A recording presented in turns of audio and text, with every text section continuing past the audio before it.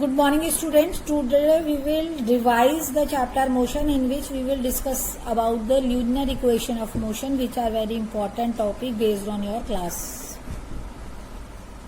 Let's study now about the linear equations of motion. Let's start with the first equation of motion.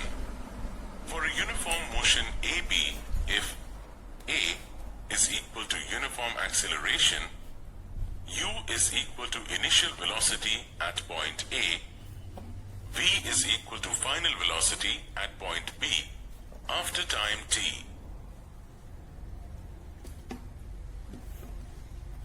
So this is your graph in which this is initial velocity u, this is your final velocity v after time t, and here if OA is equal to u, therefore DC is also u.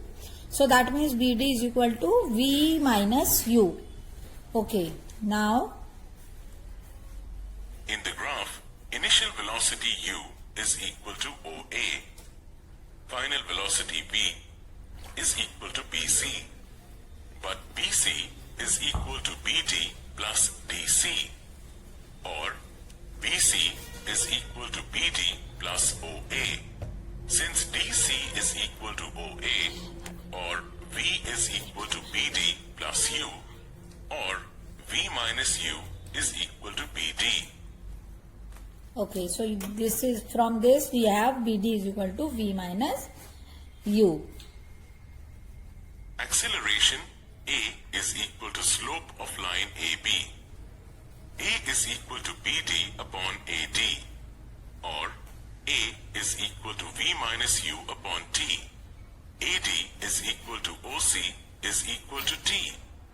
Therefore, V is equal to U plus AT.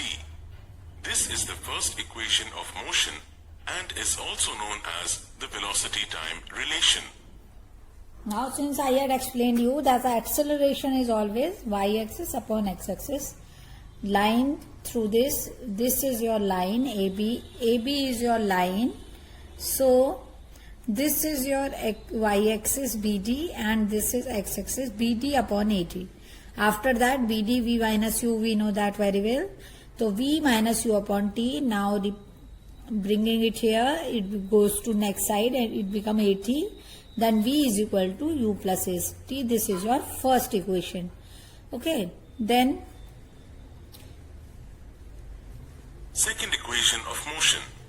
For a uniform motion AB, if A is equal to uniform acceleration, U is equal to initial velocity at point A, V is equal to final velocity at point B after time t.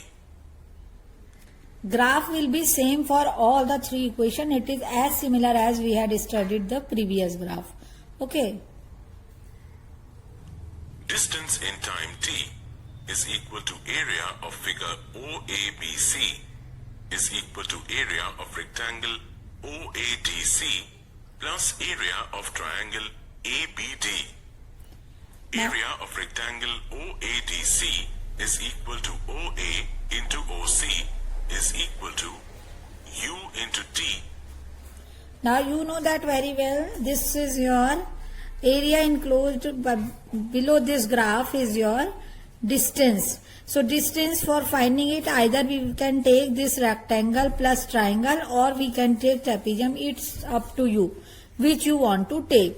Here they are taken rectangle plus triangle. So area of rectangle is equal to length into breadth, so U into T, and for triangle 1 upon 2 into base into height. So height, this is your height V minus U and this is your base T, so V minus U into T. Now look at here, it's not necessary you will take a rectangle plus triangle, you can take directly as trapezium also. It's up to you which method you want to use. Area of triangle is equal to 1 upon 2 into AD into BD is equal to 1 upon 2 into T into whole V minus U is equal to 1 upon 2 into T into whole AT is equal to 1 upon 2 AT square. Now you know that very well. V minus u is equal to at. This is our first equation. So in place of V minus u, we had written at. This is from first equation. V minus u is V is equal to u plus at. That means V minus u is equal to at. So from first equation you can write it here. Now we have to add both the areas. S is equal to area of rectangle OADC plus area of triangle ABD. S is equal to UT plus 1 upon 2 AT square. This equation is called second equation of motion and is also known as equation for position-time relation.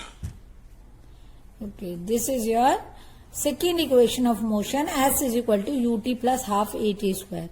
In that second equation, we eliminate v from the equation. Now we have third equation of motion. Third equation of motion. For a uniform motion, AB, if A is equal to uniform acceleration, U is equal to initial velocity at point A, V is equal to final velocity at point B after time t. So graph is same for all the equations. Distance S at given time t is equal to area enclosed within trapezium OABC under the graph. S is equal to 1 upon 2 OA plus BC into OC, or S is equal to 1 upon 2 whole U plus V into T. Now as they are taken here trapezium, similarly you can take in second equation of motion also. So S is equal to 1 upon 2. These are two parallel line, OA plus BC. These are two parallel line and height is this one, that is OC. So OA is U, BC is V and OC is T. So we had put all the values. Now using the first equation of motion, we have V is equal to U plus AT, or T is equal to V minus U upon A. so I told you earlier that in third equation of motion we will eliminate T. So we had find from this first equation of motion, we had find the value of T. Now this value of T we will substitute in the equation what we had find just now. S is equal to V plus U upon 2 into V minus U upon A is equal to V square minus U square upon 2A. V square minus U square is equal to 2AS, or V square is equal to U square plus 2AS. This is the third equation of motion and is also known as position-velocity relation. Now A plus B into A minus B is equal to A square minus B square. So similarly V plus U upon V minus U is equal to V square minus U square upon 2A. Here we have S, so it goes to this side, it becomes 2AS. After that V square minus U square is equal to 2AS. V square is equal to U square plus 2AS. This is your third equation of motion. It is also known as position velocity because it had only velocities and positions. So these are all three equations of motion. This is the derivation of this equations of motion. All the three equations of motion. After that, look at the uniform circular motion. When a body moves in a circular path with uniform or constant speed, its motion is called uniform circular motion. Thus, though the speed of the object remains constant, its velocity keeps on changing continuously. The direction of the motion, that is, the direction of velocity at any point is given by the tangent to the circle at that point. Since we know that very well, if we are moving in the circular orbit, if we are keeping the speed constant, even then position keeps on changing. That means velocity keeps on changing. That's why circular motion is always called accelerated motion, because there where is the velocity we have, always there is the acceleration. let r be the radius of the circular path. Then the speed of the object can be given as v is equal to 2 pi r upon t, where t is the time taken in one complete revolution, that is, the time period. We all know that very well. Speed is equal to distance upon time. Since for a circular path, distance is circumference of the circle, therefore it is equal to 2 pi r and time is t, time period. So speed for circular motion is 2 pi r upon t. The motion of blades of a fan or that of the tip of hands of a watch is the examples of uniform circular motion. These two are the example of circular motion. There are so many example, like an example we can see that satellites revolve around the earth in the form of circular motion. This clock, the hands of the clock is moving a circular motion. Blades of the fans are moving in circular path. Similarly, the motion of a satellite around the earth is an example of uniform circular motion. Let's have a brief recap of the chapter. So from this you will revise complete chapter of this recap of the complete chapter. So with the help of this we can revise the chapter.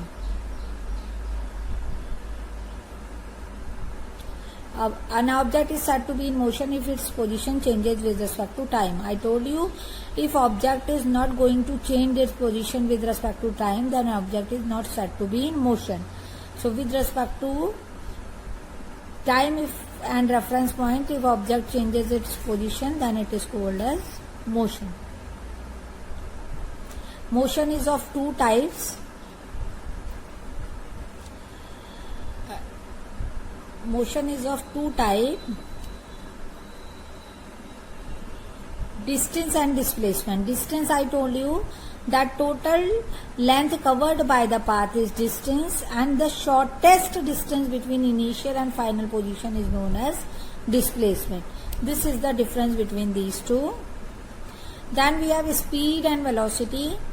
Distance upon time is known as speed, whereas displacement per unit time is known as velocity. The difference between speed and velocity is, this is your distance upon time, this is your displacement upon time. Then acceleration, rate of change of velocity. Rate of change of velocity or change in velocity per unit time is known as acceleration. We can derive first equation of motion from this formula, A is equal to V minus U upon T. This is your acceleration. Now these three equations of motion I had already explained you in how to derive these equations.